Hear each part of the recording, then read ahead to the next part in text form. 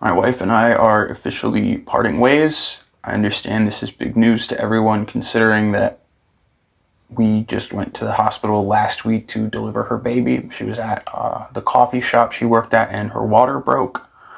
And she called me, and I went to pick her up. And we drove to the hospital for what should have been the happiest moment of my life. We're going through the hospital. She's got her legs up in the stirrups, and out from inside of her rolls this.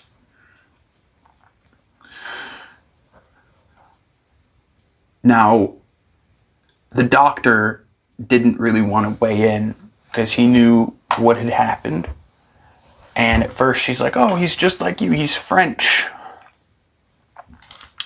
I'm not French. I know how to speak French, but I'm not French. So I knew right then and there our romantic relationship was sort of over. But how do you go from expecting your offspring to knowing your marriage is dead in the water instantly? That's not a whiplash anyone prepares you for.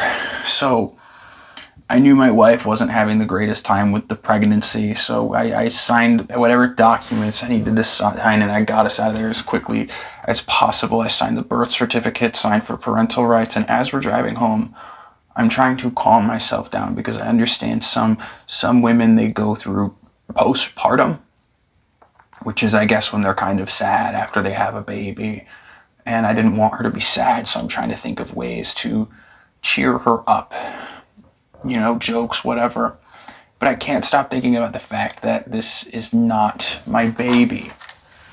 And I didn't want to know whose it was, but I knew who it was. She works at that coffee shop I mentioned, and she has two coworkers that are people, and she has one that is a coffee bean.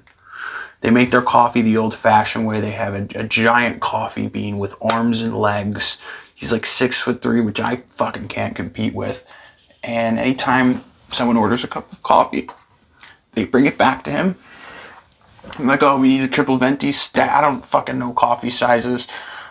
And they hand it to him, and he sort of into the cup. And I don't think you understand. I knew this guy. I've tasted him.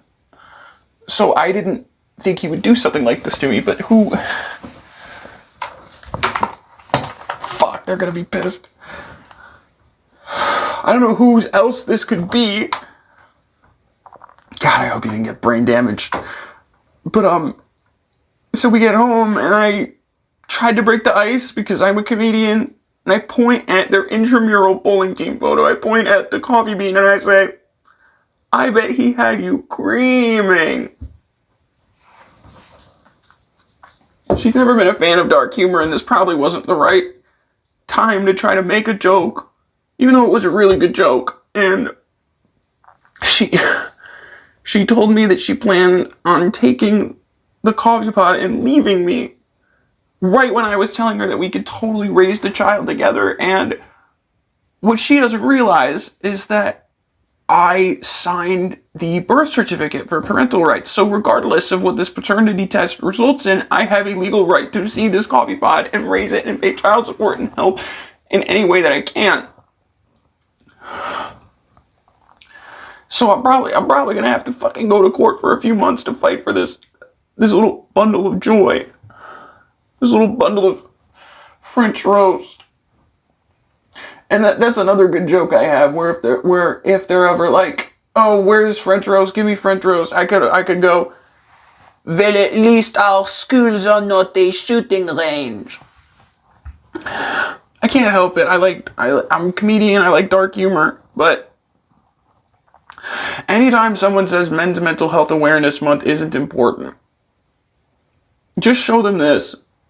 Because I do everything I can to be a good person. I have tons and tons of gay friends. And if there's anything I've learned about being friends with gay people and being a good person, it's that all gay people want to do is have people in their lives that will pretend that they're normal. And I could have been that for my wife. Ex-wife.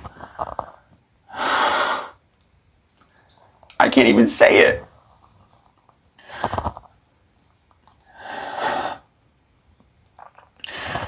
If you're the coffee bean that fucked my wife and you're watching this,